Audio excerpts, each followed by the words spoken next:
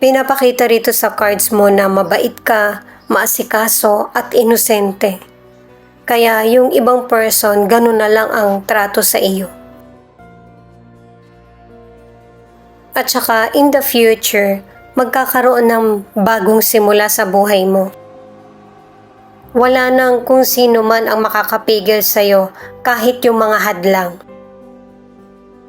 At itong bagong sisimulan mo, ang mas magpapasaya sa'yo at magpapakumpleto sa mga kakulangan sa buhay mo.